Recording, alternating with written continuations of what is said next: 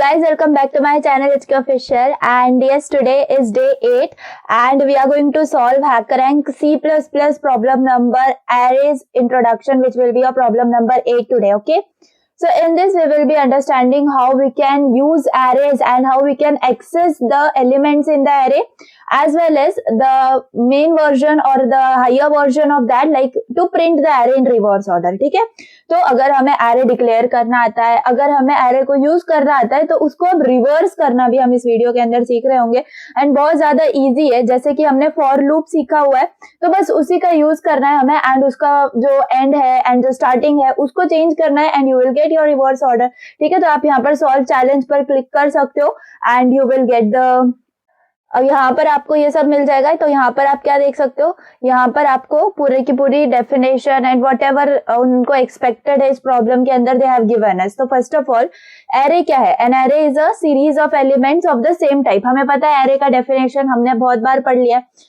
तो एलिमेंट्स अगर same type के हैं एंड अगर हम उसको एक सीरीज के अंदर ले रहे हैं तो वो क्या होता है? एरे होता है.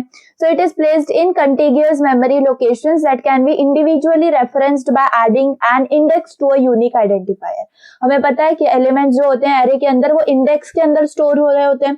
0 से इंडेक्स हमारा स्टार्ट होता है एंड फर्दर मोर जाता होता है. तो अगर हम एरे को डिक्लेयर करते हैं तो हम ऐसे डिक्लेयर करते हैं, राइट? जैसे कि यहाँ पर डिक्लेयर किया गया है. तो पहले हमारा डेटा टाइप होता है, फिर हमारे एरे का नाम होता है एंड देन स्क्वायर ब्रैकेट के अंदर हम लिख रहे होते हैं साइज ऑफ दैट एरे. ठीक है, तो अगर 10 साइज है तो इसका मतलब इसके अंदर आप कितने इंटीजर्स स्टोर कर सकते हो? 10 इंटीजर्स को स्टोर कर सकते हो.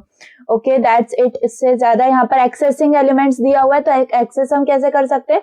तो बाय यूजिंग इंडेक्स हम उसको एक्सेस भी कर सकते हैं. इनपुट फॉर्मेट के अंदर भी हमें जो लेना होगा, तो ऑफ कोर्स हमें फॉर लूप लगाना ही होगा लेने के लिए इनपुट भी. That's all. एंड हमारा अगर हमारे पास देखो इनपुट क्या है, the first line of the input contains n where n is the number of integers. Okay, the next line contains n spaced separated integers. Okay, यहाँ पर constraints given है. Output format के अंदर हमें प्रिंट करवाना है n integers of the array in reverse order, जिनके अंदर स्पेस सेपरेटेड होगा ऑफ अ सिंगल लाइन. तो अगर हमने ये दिया है लाइक 4, हमने क्या बताया कि एरे हमारे इतने साइज का होना चाहिए. तो सबसे पहले हमें इनपुट लेना है कि आपको कितने साइज का एरे चाहिए. तो यहाँ पर इनपुट ले लिया 4. उसके बाद हमें क्या लेना है? हमें वो 4 एलिमेंट्स को इनपुट लेना है फ्रॉम यूजर. उसके बाद उसको रिवर्स करना है. तो यहाँ पर आप देख सकते हो 1 4 3 2 जो है हमें इनपुट में दिया था, तो हमने उसका रिवर्स ऑर्डर जो है वो आउटपुट में दिलवाया, दैट इज 2 3 4 1. ओके, तो ये ऐसा हमें एक प्रोग्राम बिल्ड करना है. तो we will do from scratch, so you can delete this thing and you can come over here. तो सिंपल, जैसे कि हम सिंपल यूज करते हैं क्या, hash include IO stream, right? उसके बाद using namespace, okay? Now you can directly come into your main function. Okay, now अब आप क्या लोगे? पहले तो number of like size of array आपको यूजर से इनपुट लेना है, तो आप इंट n एक डिक्लेयर कर सकते हो एंड उसको ले सकते हो इनपुट डायरेक्टली, क्योंकि हमें कुछ भी इसके अंदर लाइक मैसेज नहीं देना है कि एंटर अ नंबर और enter the input of it. So we will just take like very easily here. And then अगर हमें क्या करवाना है, अब हमें एरे को डिक्लेयर करवाना है. तो what we will do, array को हम डिक्लेयर कैसे करते हैं? डेटा टाइप लिखते हैं, फिर उसका नाम लिख रहे होते हैं एंड देन स्क्वायर ब्रैकेट्स के अंदर क्या लिखते हैं? हम उसका साइज लिखते हैं. तो वो साइज तो हमने इनपुट लिया है, क्या लिया है? n. तो we will do like this. Okay, तो यहाँ पर क्या हो गया? डिक्लेयर हो गया हमारा, है ना, एरे. उसके बाद हम क्या करेंगे? हम लेंगे इनपुट, क्या? एरे एलिमेंट्स को. तो अगर हमें एरे एलिमेंट्स को इनपुट लेना है, यहाँ पर देखो मैं यहाँ पर ले रही हूँ इनपुट एरे एलिमेंट्स. तो यहाँ पर हम कैसे लेंगे इनपुट? तो डेफिनेटली हमें फॉर लूप लगाना होगा यहाँ पर. तो हमारा जो i है, एक हम i डिक्लेयर कर रहे हैं, वो 0 से हमारा स्टार्ट हो रहा है and i less than n तक जा रहा है और हम उसको इंक्रीमेंट कर रहे हैं, है ना. और उसके बाद हम क्या ले रहे हैं? सी इन, क्योंकि हमें इनपुट लेना है, राइट? एरे ऑफ i करेंगे इधर. सिंपल है, ये फॉर लूप ले लिया हमने. अब हम क्या करवा रहे हैं? अब हमें करवाना है प्रिंट एरे इन. अब हमें सेम ऑर्डर में करवाना है क्या? नहीं, अभी हमें करवाना है रिवर्स ऑर्डर के अंदर. ठीक है, तो रिवर्स ऑर्डर. तो सिंपल, अब हम क्या करेंगे? हम फॉर लूप का ही यूज करेंगे यहाँ पर एंड यहाँ पर आ जाएगा इंट i. अब हमें क्या चलना है? हमें लास्ट से चलना है, राइट। तो अगर हमें लास्ट से चलना है तो हमारे पास इंडेक्स अगर होगा, देखो जैसे कि साइज हमारा n है और हमें पता है कि हमारा जो इंडेक्सिंग एरे के अंदर वो 0 से स्टार्ट हो रही होती है, तो अगर हमें कहाँ तक लेना है, 10 तक लेना है, तो हमारे पास इंडेक्सिंग कैसे होगी, 10 - 1 यानी कि 9 तक हो रही होगी, राइट। तो इसीलिए हमें यहाँ पर लिखना होगा n - 1। ओके, अगर आपका इंडेक्सिंग का कॉन्सेप्ट क्लियर है तो ये लाइन में आपको बिल्कुल प्रॉब्लम नहीं आएगी। और यहाँ पर आप करोगे i greater than equal to 0 तक, एंड यहाँ पर आप करना है आपको decrement. Why we are doing this thing, because we have to print the array in reverse order, right ना।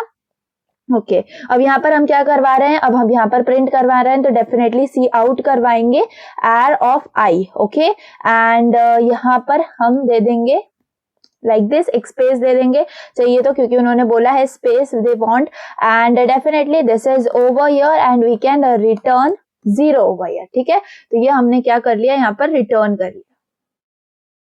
सो चलो इसको अब हम जो है रन करके देखते हैं, जो कि हमें यहाँ पर करना था, राइट। हमें इनपुट लेना था एरे एलिमेंट्स को, उनको प्रिंट करवाना था रिवर्स ऑर्डर में। So that's all we have done over here. So yes, हमारे टेस्ट केसेस जो है वो पास हो रहे हैं, हमारा आउटपुट जिस हिसाब से एक्सपेक्टेड था वैसे ही आ रहा है, तो हम इसको सबमिट कोड कर सकते हैं and we will get it also correct. So congratulations. अब ये मेरे केस में मुझे यहाँ पर 3rd स्टार मिल रहा है, इसलिए I am getting all this things. तो आपके केस में अगर आपने और क्वेश्चंस आगे सॉल्व कर लिए होंगे तो आप तो बहुत ज्यादा आगे बढ़ गए होंगे।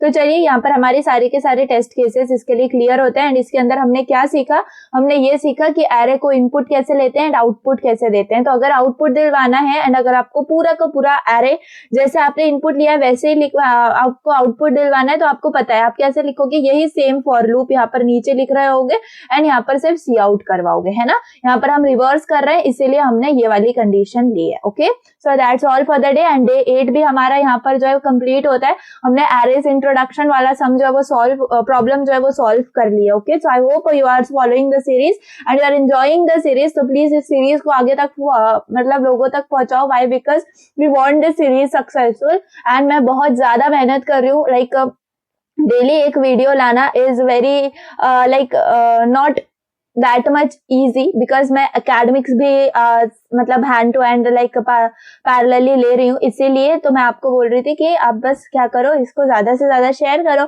एंड डेफिनेटली अगर चैनल पर नए हो तो सब्सक्राइब कर लेना। See you in day 9। Thanks for watching, bye.